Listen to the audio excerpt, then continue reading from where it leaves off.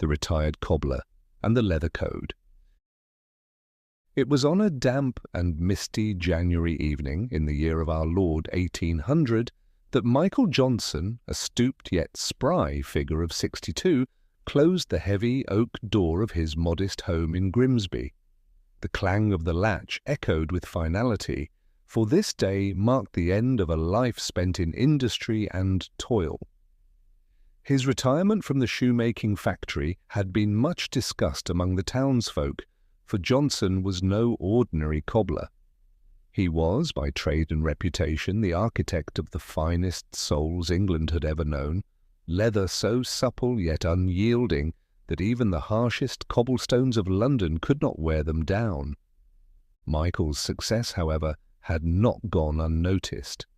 A rival enterprise helmed by the unscrupulous Jonathan Grubbs had for years sought the secret to Johnson's leather-working formula. Grubbs's shoes, while plentiful, were infamous for splitting apart at the first sign of rain. Thus, when word of Michael's retirement reached Grubbs, his cunning mind began devising schemes to obtain, by any means necessary, the formula that had eluded him. But Michael Johnson was no ordinary man. Beneath his unassuming exterior lay the soul of a warrior, sharpened by years of discipline and ingenuity. What the rogues of Grubbs' factory did not know was that Michael's life had been one of preparation. His modest house was a fortress in disguise, his mind a vault of vigilance. Michael sat by the hearth that evening, the warm glow of the fire illuminating his craggy face. His hands, calloused from decades of labour, now rested idly on the armrests of his chair. Yet his keen eyes, grey as stormy skies, darted to the window as a faint rustle disturbed the stillness outside. He rose quietly, his movements fluid despite his age. From the shadows of his parlour he retrieved a staff, a length of oak polished to a sheen, its heft familiar in his hands. His late wife had often jested that Michael had more traps in his house than a poacher in the King's Forest, and indeed the residence was a testament to his craftiness. By the window he saw them. 3 shadowy figures crept through the garden, their forms faintly discernible against the pale moonlight. Each man carried a sack and a crude weapon, their intentions as transparent as their employer's greed. The leader of the group, a burly fellow with a scar running the length of his jaw, motioned for silence as they approached the door. "Quiet now," he hissed. "Old man's likely snoring by now, will be in and out before he knows what's happened." What they didn't account for was that Michael had been expecting them for weeks. Retirement, to him, was not an end, but an opportunity to hone skills he had long neglected. While others might take up gardening or bird-watching, Michael had spent his new-found leisure reinforcing his home's defences and practising the martial arts he had learned as a youth from a travelling master. The burglars tried the front door, only to find it locked tight. "We'll try the window," Scarface muttered, leading his companions to the side of the house. But as soon as he placed his boot on the sill, a loud clang erupted and a net sprang from the ground, ensnaring him like a fish in a trawler. "What in blazes?" he roared, struggling against the trap. His comrades attempted to free him, but as they tugged at the net, a contraption hidden in the bushes triggered, releasing a flurry of small but forceful projectiles.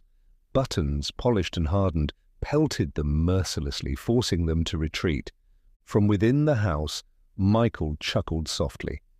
He opened the front door with deliberate slowness, the creak of the hinges cutting through the night like a warning bell. Standing there, illuminated by the flickering light of a lantern, he was the very picture of calm authority. "Well, gentlemen," he said, his voice carrying the weight of decades, "I see you've taken an interest in my retirement." The goons, now thoroughly disoriented, regrouped with a mixture of embarrassment and rage. "You'll regret that, old man," snarled Scarface, having finally freed himself from the net. The three advanced toward Michael, their weapons raised. Michael raised a hand, his expression serene. "You'll want to reconsider," he advised. When the intruders ignored him, he sighed, setting the lantern down and gripping his staff. What followed was a spectacle that would be whispered about in Grimsby for years to come. Michael moved with the precision of a man half his age, his staff whirling through the air with an audible hum. The first attacker lunged, only to be disarmed and sent sprawling with a deft sweep of the staff. The second, a wiry man with a knife, found himself flipped onto his back before he could even blink. Scarface, now alone, hesitated, his bravado faltering. "You think you can take me, old man?" he blustered, swinging a cudgel. Michael sidestepped effortlessly, delivering a sharp jab to the man's wrist. The cudgel clattered to the ground. "I don't need to think," Michael replied, his tone mild.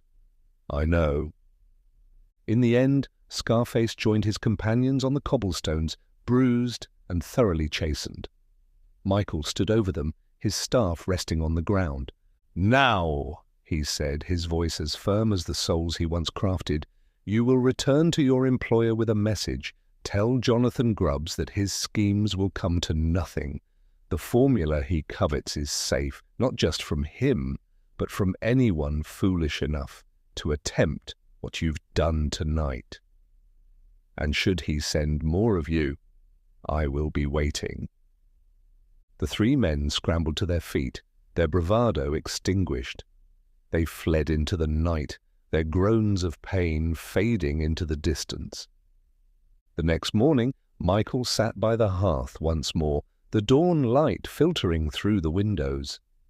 He sipped his tea, savouring the quiet satisfaction of a night well spent.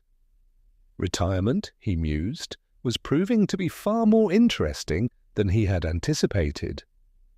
Outside, the town buzzed with news of the would-be burglar's misadventure. Rumours spread quickly and the story grew with each telling. By noon, Michael Johnson was no longer just a retired cobbler, but a legendary defender of justice, a role he bore with modest amusement. As for Jonathan Grubbs, he received the message loud and clear.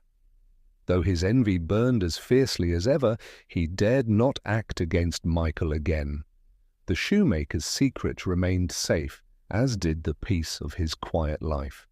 And so, in the small town of Grimsby, where cobblestones echoed with the steps of shoes crafted to endure, Michael Johnson became an enduring legend, a testament to the power of preparation, skill, and the unyielding resolve of a man who refused to be bested.